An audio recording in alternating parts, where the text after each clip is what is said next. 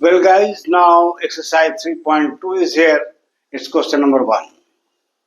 Simple questions है, लेकिन जो एल्जेब्रिक मेथड है उसको लर्न करने की बारी अब आ गई। ठीक है, मैंने आपको बताया था एल्जेब्रिक मेथड में दो मेथड होता है, एक सब्स्टिट्यूशन और दूसरा एलिमिनेशन।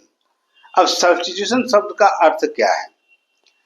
जैसे मानिए कभी आप अपने स्कूल में गए क्लास में, तो आपके माने कि कोई एक दिन ऐसा हुआ कि आपके मैथ्स टीचर आज एब्सेंट है, तो मैथ्स टीचर का जो पीरियड है उस पीरियड में कोई दूसरा टीचर आया, मतलब जो मैथ्स टीचर आपको पढ़ा रहे हैं वो मैथ्स टीचर नहीं आए, उसके जगह पर कोई दूसरा सब्जेक्ट का टीचर आया, या कोई अगर उस स्कूल में अरेंजमेंट है ऑल्टरनेटिव मैथ्स टीचर का तो ऑल्टरनेटिव मैथ्स टीचर को भेजा।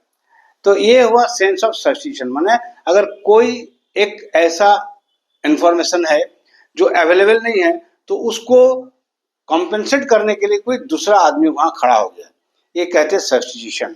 ठीक है, तो इस सेंस का एप्लीकेशन इस मेथड में यूज होगा। ठीक है, अब जैसे देखिए एक बात मैं आपको बताऊं कि ये जो मैथमेटिक्स है ना, ये एक ऐसा विषय है जो दुनिया के हर काम को करने की जो क्षमता आपके अंदर होना चाहिए उसको बनाने का प्रयास करता है।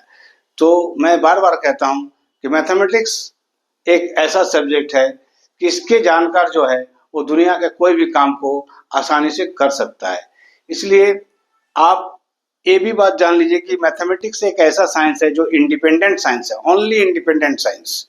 और कोई साइंस इंडिपेंडेंट नहीं है, बाकी सारा साइंस डिपेंडेंट है।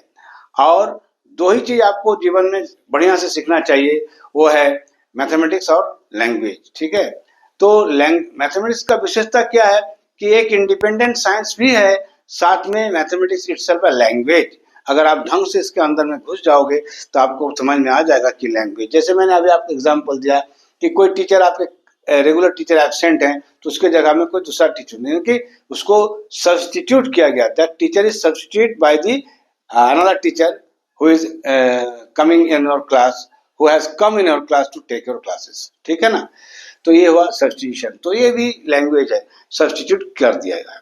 तो आइए सब्स्टिट्यूशन मेथड को समझते हुए छोटे छोटे क्वेश्चन है, टोटल 6 पार्ट्स है क्वेश्चन नंबर 1 में। बारी बारी से मैं आपको सारा क्वेश्चन को एक्सप्लेन करके समझाता हूँ। ठीक है, तो solve the following pair of linear equation by substitution method.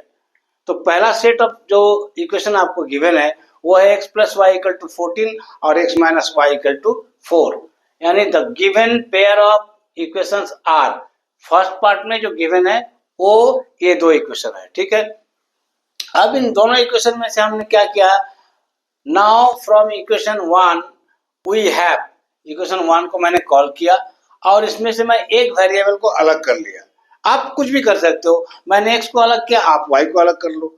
ठीक है ना, इसमें कोई प्रॉब्लम नहीं है। ऐसा नहीं कि जो मैं कर रहा हूँ वही आपको करना है, मेथड को लर्न करना है।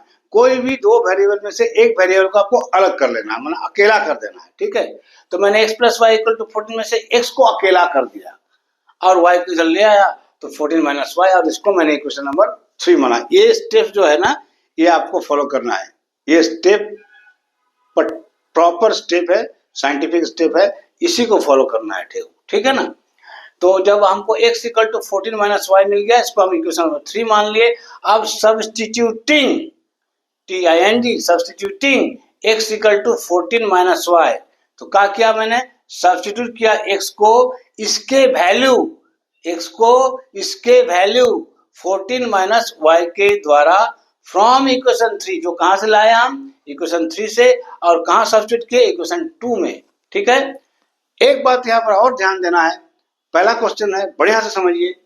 एक बात और ध्यान देना है, जैसे आपने क्वेश्चन 1 से लेकर के 3 बनाया है, तो जब आप सब्स्टिट्यूट करिएगा 3 का वैल्यू तो आप 1 में नहीं करेंगे, आप कहां करेंगे, उसको छोड़ के दूसरा में करेंगे। अगर आप दूसरा को लेकर के इक्वेशन 2 को लेकर इक्वेशन 3 बनाए हैं तो सब्स्टिट्यूट करने के टाइम आपको इक्वेशन 1 का यूज करना होगा। ठीक है, इस बात का ध्यान रखिएगा, जिस इक्वेशन से तीसरा इक्वेशन बना है उस इक्वेशन में सब्स्टिट्यूट नहीं होगा, उस इक्वेशन को छोड़ के दूसरे इक्वेशन में होगा। जैसे मैंने कहा क्या है, इक्वेशन 1 को लिया है और उसके सहारे इक्वेशन 3 बनाया है, तो तो मैं इसको सब्स्टिट्यूट 1 में नहीं कर सकता, इसे हमको 2 में करना है। ठीक है, समझ में आ गया? ये बात ध्यान में रखिएगा, ये चीज को अलग नहीं करिएगा, अगर करिएगा तो गलत हो जाएगा। आप करके देखिएगा, आपको अपने समझ में आ जाएगा, गड़बड़ हो जाएगा। तो आप क्या करें, substituting x equal to 14 minus y from equation 3 से जो x का वैल्यू 14 माइनस वाई है उसको मैं सब्स्टिट्यूट कर रहा हूं, कहा, इन इक्वेशन 2 में। तो इक्वेशन 2 में आपका क्या है, x माइनस वाई 14, तो मैंने x को सब्स्टिट्यूट करना है, तो x के जगह पर हमने क्या लिख दिया, x का 14 माइनस वाई जो वैल्यू इक्वेशन नंबर 3 में हम लाए हैं। ठीक है, तो x के जगह पर 14 माइनस वाई डाल दिया, और ये माइनस वाई है तो ये माइनस वाई हो गया, ये 4 है तो 4 हो गया। अब सिंपल कैलकुलेशन है, माइनस वाई 2 माइनस 2 वाई हो गया, वो 4 है और उधर 14 है तो 4 और माइनस 14 हो गया। अब इसको सॉल्व करिए तो y इक्वल टू क्या हो जाएगा, इधर तो हो गया -10 तो ये हो गया -10, और यहाँ -2 है इसके साथ तो बाई -2 हो गया। सॉल्व करिए, माइनस माइनस कट गया, माइनस बाई माइनस प्लस होता है। मैं बार बार बोल रहा हूँ, operation multiplication is same that of operation division. So minus by minus plus हो गया, 10/2 इक्वल टू 5 हो गया। इस प्रकार y का वैल्यू आपका 5 ये निकल गया। अब क्या करना है, फिर से सब्स्टिट्यूट करना है। क्या सब्स्टिट्यूट करना है, वैल्यू ऑफ y जो आपने कैलकुलेट किया है, तो on substituting y equal to 5 जो आपने कैलकुलेट किया है, on substituting y equal to 5 in equation 3, आप इसको दूसरे इक्वेशन में सब्स्टिट्यूट कर सकते हैं, लेकिन अगर इक्वेशन में 3 में करेंगे तो सबसे ज्यादा कंफर्टेबल यही होता है कि आप जब एक वैल्यू निकाल लिए तो उसको आप इक्वेशन 3 में सब्स्टिट्यूट करिए, तो आपको ज्यादा कंफर्टेबली आप इस क्वेश्चन को ऑपरेट करने के स्थिति में हो जाएंगे। ये मेन बात है। तो substituting y equal to 5 in equation 3 we have, तो 3 में क्या है देखिए, x equal to 14 minus Y, तो हम कहा कि x इक्वल टू 14 माइनस 5 का है, y इक्वल टू 5 हम निकाले हैं तो y के जगह पर 5 डाल दिए, तो x equal to 14 minus Y, तो x इक्वल टू क्या हो गया, 9। इस प्रकार आपको मिल गया x इक्वल टू 9 और y इक्वल टू 5। ये आपका आंसर हो गया यूजिंग मेथड ऑफ सब्स्टिट्यूशन। अब चलिए इसका सेकंड पार्ट भी देख लीजिए। सेकंड पार्ट में क्या है, सेम चीज करना है आपको।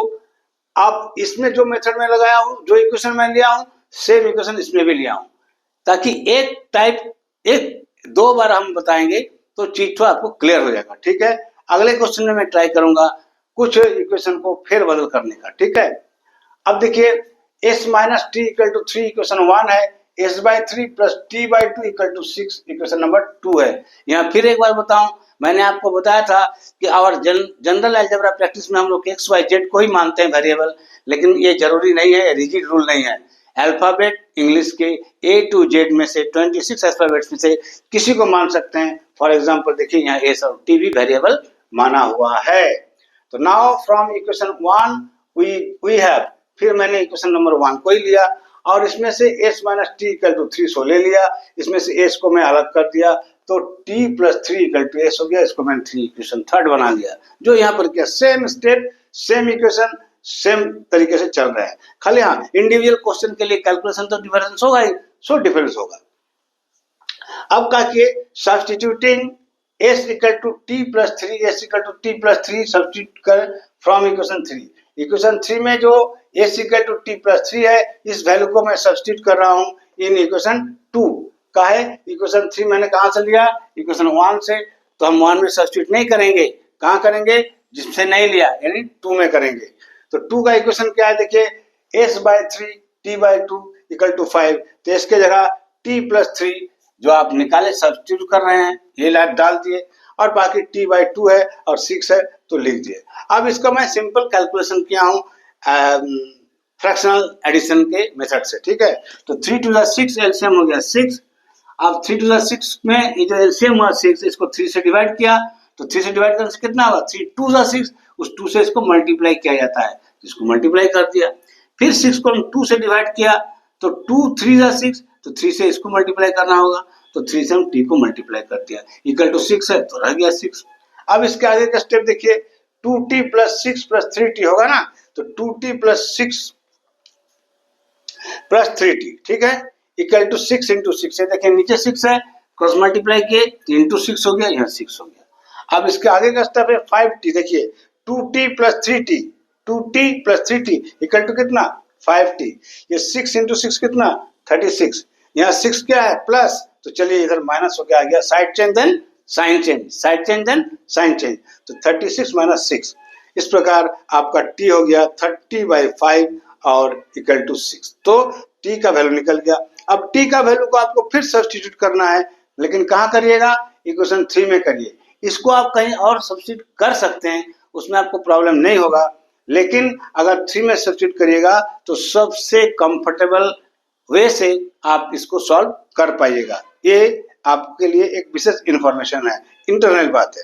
तो on substituting t equal to 6 in equation 3, तो इक्वेशन 3 में क्या है आपका, देखिए s equal to t plus 3, तो सीधा s equal to t plus 3, t के जगह 6, ये जो आप निकाले हैं 6, ठीक है, ये 6 यहाँ डाल दिए तो 6 प्लस 3 इक्वल टू 9 हो गया, है ना। 6 प्लस 3 6 प्लस 3 9 हो गया।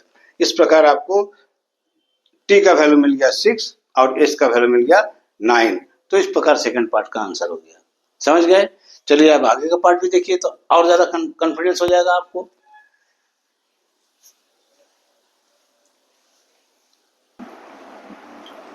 Well guys, now it's third part of question number 1 exercise 3.2। ये थर्ड पार्ट क्वेश्चन के बारे में मैं कुछ बोलना चाहता हूँ। ये क्वेश्चन थोड़ा सा डिफरेंट है, तो अगर आप लोग में से कोई भी ऐसा सोच रहे हैं कि हमें 100% का टारगेट लेके चलना है, तो उसके लिए विशेष संदेश ये है कि जब जो जो भी टॉपिक आप पढ़ाई करो उसमें जब भी आप देखो कि कुछ विशेष बात है, कुछ थोड़ा सा और एक और क्वेश्चन से हट के ये क्वेश्चन है, तो उस पर थोड़ा सा ज़्यादा कंसंट्रेट करना जरूरी है, ज़्यादा ध्यान देना जरूरी है। ऐसा नहीं है कि बहुत कठिन है, मैं समझा दे रहा हूँ, आपको समझ में आ जाएगा सारा बात। लेकिन ये बात मैं आपको बहुत बोला कि ये इस सेट ऑफ क्वेश्चन में ये एक थोड़ा सा हटके, थोड़ा डिफरेंट क्वेश्चन है, ठीक है। क्या हटके है, क्या डिफरेंस है, आइए आपको एक्सप्लेन करते हुए सारा बात बताता हूँ। हेडलाइन तो वही है, solve the following pair of linear equation bye the substitution method. यहाँ इक्वेशन का जो सेट गिवन है ये है 3x minus y equal to 3 और 9x minus 3y equal to 9। ये दो इक्वेशन गिवन है, ठीक है। तो चलिए देखने में से तो कोई आपको डिफरेंट टाइप लग नहीं रहा है, तो कोई बात नहीं है। हम फर्स्ट पार्ट और सेकंड पार्ट में इक्वेशन 1 को यूज करके इक्वेशन 3 बनाया था। अब चलिए थर्ड पार्ट में मैं इक्वेशन 2 को यूज करके इक्वेशन 3 बनाने का प्रयास करता हूँ, ठीक है। तो equation 2, now from equation 2 we have, equation 2 को मैंने कॉल कर लिया है, देखिए 9x minus 3y equal to 9 है, और इसको सॉल्व किया तो 9x यहाँ रह गया, तो 3y को हमने शिफ्ट कर दिया तो 9 प्लस 3y हो गया, ठीक है। अब यहाँ से मैंने x को शिफ्ट कर दिया, x को अलग कर लिया, तो ये 9 को क्या करेंगे, लाके डिवाइड करेंगे, तो x equal to 9 plus 3y by 9, ये हमने इक्वेशन नंबर 3 मान लिया। अब क्या करना है हमको, जैसे हम आपको बताया फर्स्ट सेकंड पार्ट में कि सब्स्टिट्यूट करना है, तो x का ये जो वैल्यू इक्वेशन नंबर 3 में आया, इस वैल्यू से यहाँ x को सब्स्टिट्यूट कर रहा है इक्वेशन 1 में, तो substituting x equal to 9 plus 3y by 9 from equation 3 in equation 1 we get, ठीक है। ये x का वैल्यू जो है इक्वेशन 3 से लेके इक्वेशन 1 में डाला, फिर हम लोगों को क्या मिला, तो देखिए यहाँ क्या है 3x, तो 3 से हमने इस x का वैल्यू को डाल दिया, 3 इंटू 9 प्लस 3y बाई 9, ठीक है, माइनस y, ये देखिए माइनस y, तो ये माइनस y इक्वल टू 3, तो इक्वल टू 3, ठीक है। ये 3 3 जा 9 कट सकता है, ठीक है, इसलिए क्या हो गया 9 plus 3y by 3 minus y equal to 3। आगे सिंप्लीफाई करिए तो एलसीएम ले लिए हम 9 प्लस 3y माइनस 3y, ठीक है, इसके नीचे कुछ डिनोमिनेटर में नहीं है तो 1 है, तो 1 और 3 का एलसीएम हो गया 3, ठीक है। तो इसको सिंप्लीफाई किया, इसके बाद इक्वल टू 3 हो गया, आगे सिंप्लीफाई करने से मैंने क्या देखा, ये देखिए plus 3y minus 3y cut गया, तो क्या बचा, यहाँ 9 बचा। इस 3 को आप इधर शिफ्ट कर दिए तो 3 3 9, यानी 9 इक्वल टू 9 प्रूफ हो गया। तो आपने क्या देखा कि जब इक्वेशन 3 के वैल्यू 3 में से x के वैल्यू को सब्स्टिट्यूट इक्वेशन 1 में किया तो निकलना चाहिए तो y का वैल्यू, लेकिन ऐसा नहीं निकला। ये देखिए आपका ये पूरा इक्वेशन y में है, यहाँ y का वैल्यू निकलना चाहिए, लेकिन y नहीं निकला। ये बोला कि 9 इक्वल टू 9 प्रूफ हो गया। तो अगर ऐसा कोई केस आए कि आपने वैल्यू सब्स्टिट्यूट किया, उसके बाद सिंप्लीफाई किया, बट दूसरा वेरिएबल का वैल्यू नहीं आया और कोई एक कांस्टेंट नंबर, चाहे जैसे इस केस में 9 आया है, कोई एक कांस्टेंट नंबर दूसरे एक कांस्टेंट नंबर के साथ यानी इक्वल हो जाए, दोनों साइड सेम कांस्टेंट आ जाए, तो इसका मतलब ये प्रूफ होता है कि ये इक्वेशन जो है ये फॉर ऑल वैल्यू सेटिस्फाई होगा। ठीक है, इसलिए मैंने यहाँ पर कमेंट लिख दिया, so it's a true statement का है 9 equal to 9 is a true statement. 9 बराबर 9 ही होगा ना, 9 बराबर 8 या 9 बराबर 10 नहीं ना होगा। इसलिए ये स्टेटमेंट जो है हम लोग का सॉल्व करने के बाद कि 9 इक्वल टू 9 ये ट्रू स्टेटमेंट है। Hence for every solution of equation 1 is a solution of equation 2 and also, ठीक है, also and vice versa। तो ये जो स्टेटमेंट ट्रू हुआ ये क्या बात बताता है आपको, इस बात पर ध्यान देना। मैं आपको जो बताया अभी कि ये थोड़ा सा हट के है, वो ये हट के है। इसका मतलब ये जो स्टेटमेंट ट्रू करने का मतलब ये हुआ कि कोई भी वैल्यू x के लिए और y के लिए इसमें अप्लाई होगा, कोई एक रिजिड वैल्यू या 2 वैल्यू या 5 वैल्यू नहीं, एनी वैल्यू। इसलिए मैंने लिखा, फिर से सुनिए, so it's true statement hence for every solution of equation 1 is a solution of equation 2।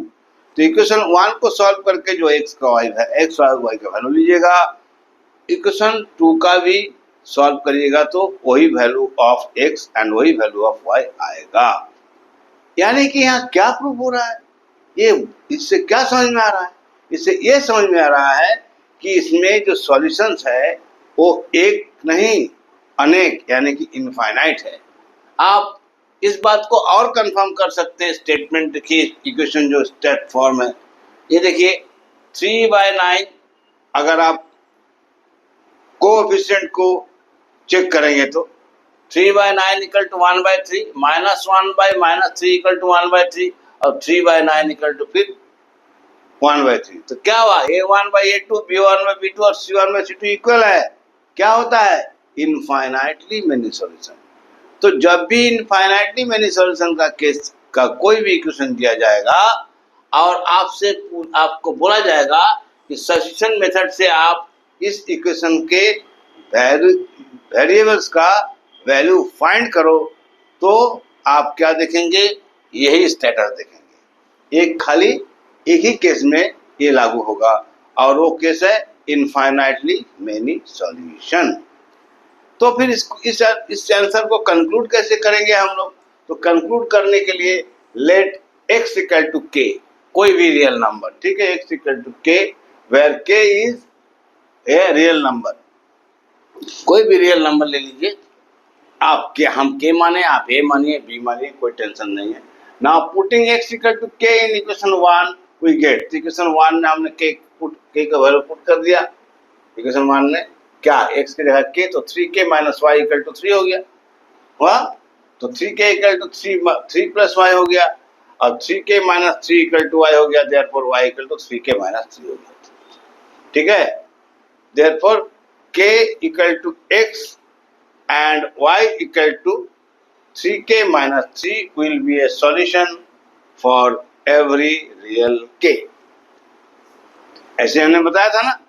तो ये k x का वैल्यू अगर होगा तो y का वैल्यू हो जाएगा 3k माइनस 3। ठीक है, k का कोई भी वैल्यू 1 डालिएगा तो x इक्वल टू 1 हो गया, तो ये 3 माइनस 3 0 हो गया। 2 अगर डालिएगा तो क्या होगा, 2 और 3 टू 6 माइनस 3 तो 3 हुआ।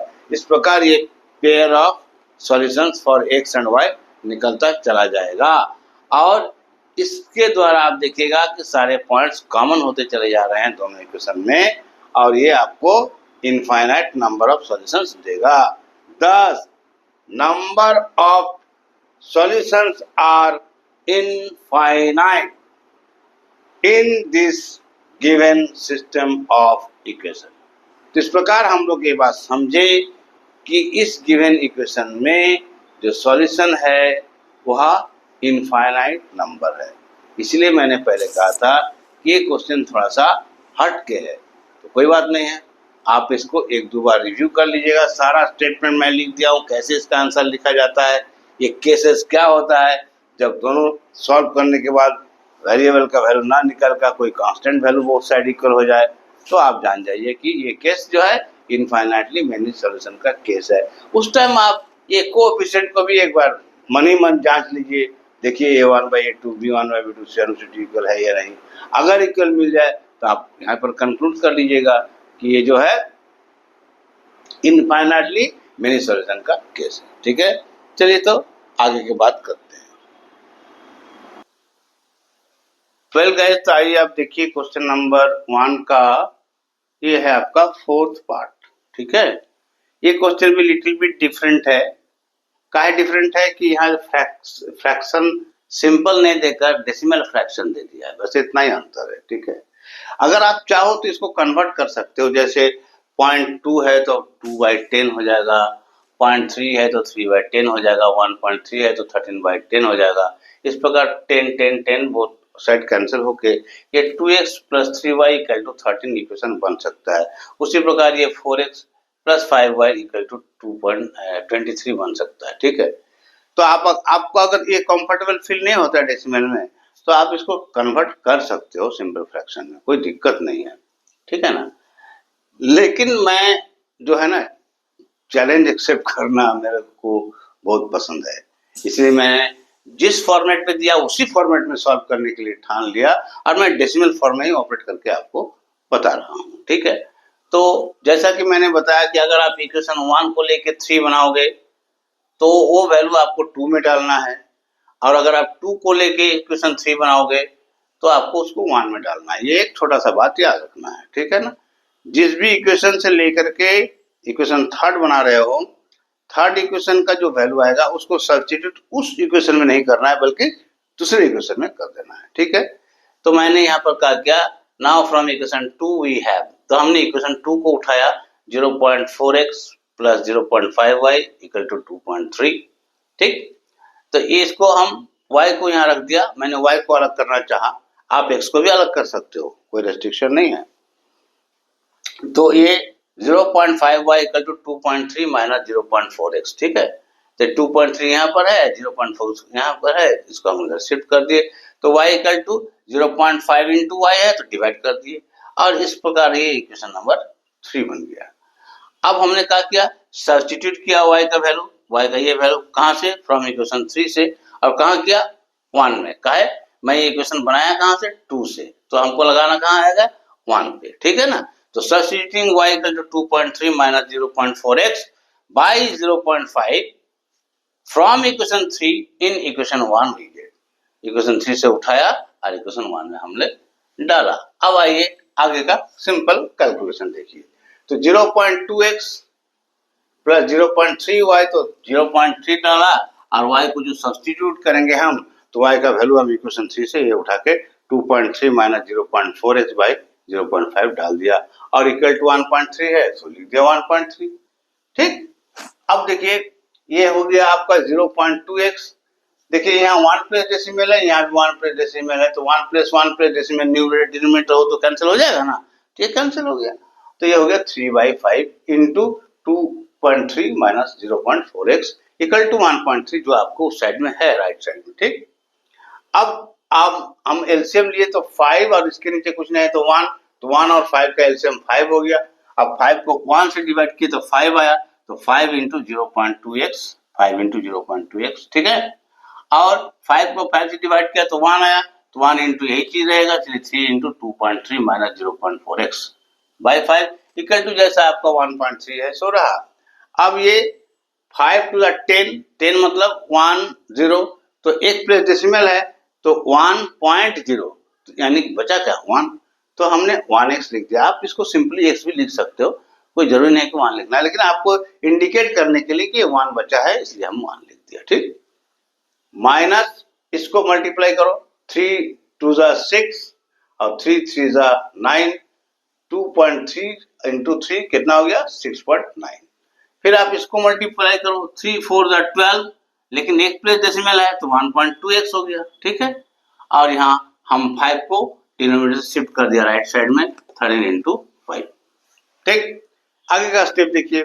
अब 1.2x है और ये 1x है, तो 1.2x में से 1x चला जाएगा तो बचेगा का 0.2x, लेकिन ये बड़ा है और इसका साइन नेगेटिव है तो इसलिए माइनस साइन यहाँ रहेगा, नेगेटिव साइन यहाँ रहेगा। ठीक है, और 6.9 को मैंने उधर शिफ्ट कर दिया। 1.3 इंटू 5 कितना हो गया 65, 13 5 65 होता है ना, तो एक प्लेस डेसिमल है तो एक प्लेस डेसिमल डाल दिया और ये हो गया 6.9 शिफ्ट। अब देखिए इसमें से इसको सब्ट्रैक्ट कर रहे हैं तो क्या आ जाएगा -4, 5 और 4 9 होता है ना, -4 और यहाँ पर -0.2x। अब हमको x निकालने के लिए सहूलियत इस जगह पर मैं आ गया हूँ, कंफर्टेबल पोजीशन पे आ गया हूँ, तो x इक्वल टू -0.4 बाय -0.2 कर दिया। तो माइनस बाय माइनस क्या होता है प्लस होता है, और एक एक प्लेस डेसिमल है तो कट जाएगा, तो फाइनली आप इसको लिख सकते हो 4/2। तो 4/2 को काटिएगा तो क्या हो जाएगा, देयरफॉर x इक्वल टू 2 हो गया। अब जब x निकल गया तो हमारा ड्यूटी क्या है, काम क्या है, हम लोग को जरूरत क्या है, अब जरूरत है y निकालना। तो क्या करिए, again substituting x equal to 2, x equal to 2 को सब्स्टिट्यूट किया कहाँ, आप इक्वेशन 3 में करो। वैसे आप इस केस में मैं बता दूं आपको कि x इक्वल टू 2 जो सब्स्टिट्यूट करना है वो कहीं भी सब्स्टिट्यूट कर सकते हो, उसमें कोई फर्क नहीं पड़ेगा। बट अगर आप 3 में करते हो तो ये कंपैरेटिवली कंफर्टेबल होगा, तुलनात्मक दृष्टि से अगर देखिएगा तो यह कैलकुलेशन थोड़ा कंफर्टेबल होगा। इसलिए आप x का जब भी वैल्यू निकाल के आप दूसरा वैल्यू निकालना शुरू करो तो आप थर्ड इक्वेशन का प्रयोग करो, तो ये आपके लिए ज्यादा इजी होगा, ज्यादा आसान होगा। ठीक है, इसलिए मैं थर्ड इक्वेशन का प्रयोग किया। तो x equal to third equation में क्या है देखो, 2.3 माइनस 0.4x बाई 0.5, तो ये तो रहेगा, यहाँ पर x के जगह पर आ जाएगा x का वैल्यू 2। तो यहाँ देखिए 2.3 माइनस 0.4 इंटू 2 कर दिया और बाई 0.5 है 1.5 कर दिया। आगे इसका कैलकुलेशन यहाँ देखिए, y इक्वल टू 2.3 माइनस 0.8 होगा ना, 4 टू 8 तो 0.8 हो गया बाई 5। अब 2.3 में से 0.8 को माइनस कर दिए तो 1.5 हो गया, और नीचे तो 0.5 है ही आपका, तो एक एक प्लेस डेसिमल है तो डेसिमल हट के ये होगा 15/5। अब 15/5 को आप काट दीजिएगा तो 5 3 15, तो ये 3 हो गया। हेंस x इक्वल टू 2 और y इक्वल टू 3 आपका आंसर आ गया। ठीक है, चलिए अब आगे का क्वेश्चन देखते हैं।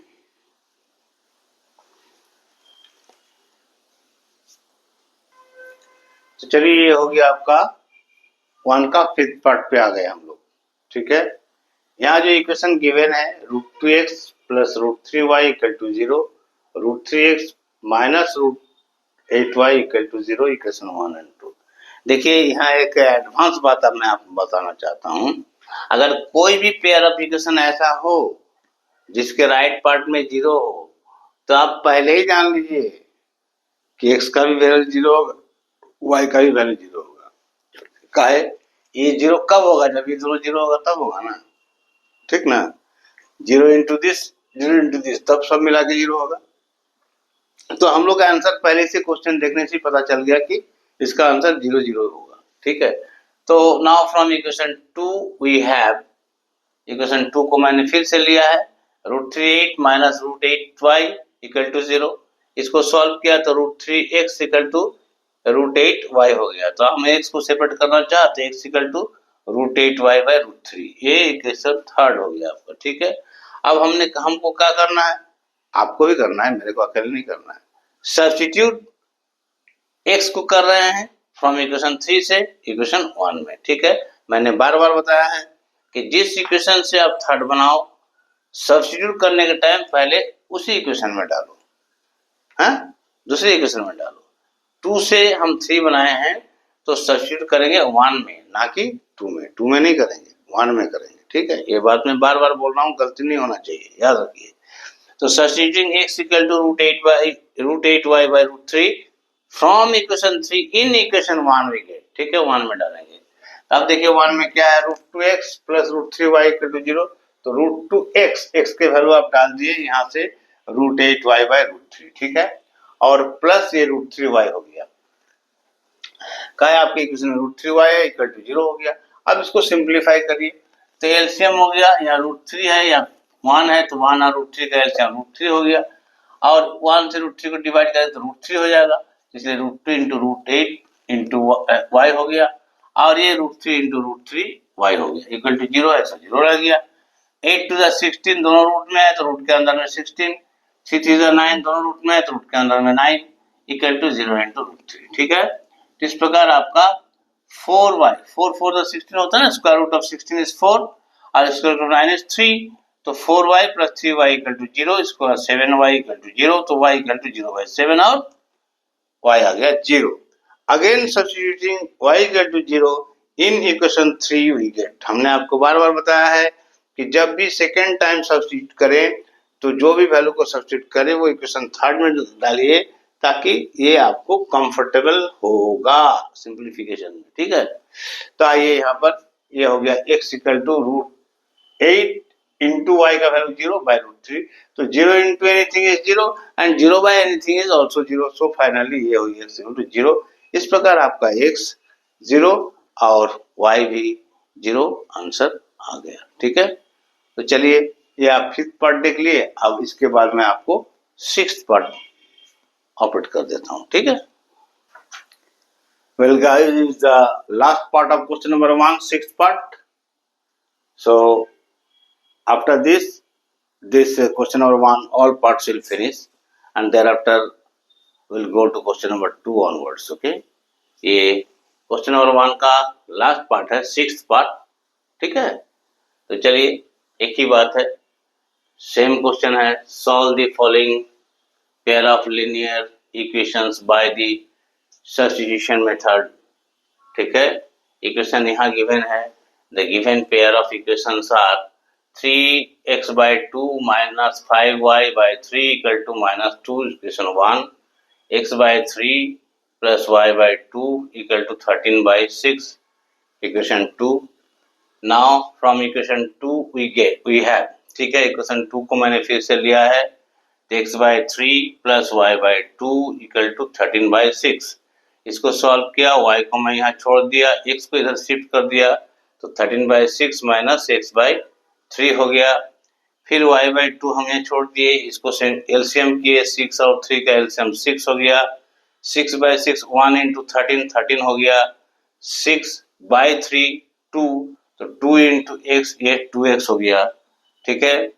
फिर y इक्वल टू क्या किए, ये 2 जो यहाँ पर डिवाइड किया था इसको मल्टीप्लाई कर दिए इंटू 13 माइनस 2x बाई 6 को, तो ये 2 और 6 कट के ये 3 हो गया, तो finally y equal to 13 minus 2x by 3 आ गया, इसको मैं इक्वेशन 3 मान लिया, ठीक है, जैसे सब में मान रहा हूँ वैसे ही किया।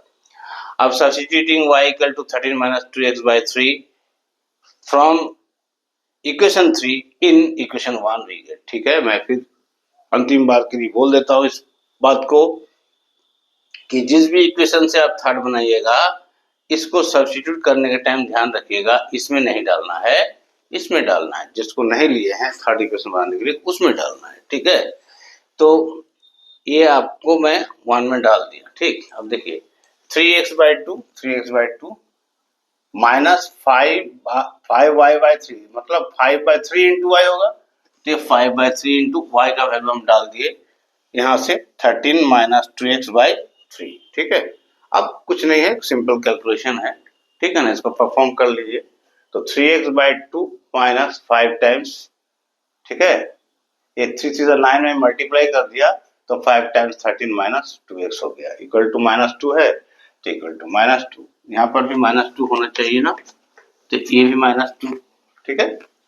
अब देखिए ये 9 और 2 का एलसीएम हो गया 18, 18 को 2 से डिवाइड करेंगे तो 9 9 3 27x अब फिर 18 को 9 से डिवाइड करेंगे तो क्या हो जाएगा, 2, 9 2 जा 18, तो 2 इंटू 5 10 और 13 माइनस 2x इक्वल टू -2। ठीक है, अब 27x, तो 27x 10 से मल्टीप्लाई करिए, 13 into 10 130, minus into minus plus 10 into 2x, तो 20x इक्वल टू -2 पहले से था ही, ये डिनोमिनेटर में 18 है उसको शिफ्ट कर दिए तो इंटू 18 हो गया। ये 27 प्लस 20 तो ये 47 हो गया, और ये 2 और 18 को मल्टीप्लाई किए तो 18 टू 36, और ये -130 है तो ये 130 को यहाँ प्लस करके ले गए, है ना, साइड चेंज तो साइन चेंज। अब ये -36 और +36 को ऐड किए तो ये हो गया 94 इसका डिफरेंस, और ये 47 x इक्वल टू 94। तो फिर मेरा काम बन गया। अब x इक्वल टू 94/47 और इसको कट किए तो 2 आ गया। Again substituting x equal to 2 in equation 3। मैं बार बार बोल रहा हूँ कि जब सेकेंड टाइम में आप सब्स्टिट्यूट करो तो जो थर्ड इक्वेशन है उसमें करो, कंफर्टेबल होगा। ठीक है, तो हम थर्ड इक्वेशन में क्या है आपका, देखिए y equal to 13 minus 2x/3, तो y equal to 13 minus 2 into 2 का है 2, ये x इक्वल टू 2 आप निकाले हो। ठीक है ना, और ये y इक्वल टू फिर हो गया 13 माइनस 2 टू 4/3। अब 13 में से 4 माइनस कर दिए तो 9 हो गया, और ये बाई 3, तो 3 3 जा 9, कट गया, y इक्वल टू 3 हो गया। इस प्रकार आपका x इक्वल टू 2 और y इक्वल टू 3 आंसर हो गया। तो एक्सरसाइज 3.2 का क्वेश्चन नंबर 1 यहाँ फिनिश होता है। इसके बाद क्वेश्चन नंबर 2, 3 आगे के क्वेश्चन चलते हैं। ठीक है, क्या समझ में आया?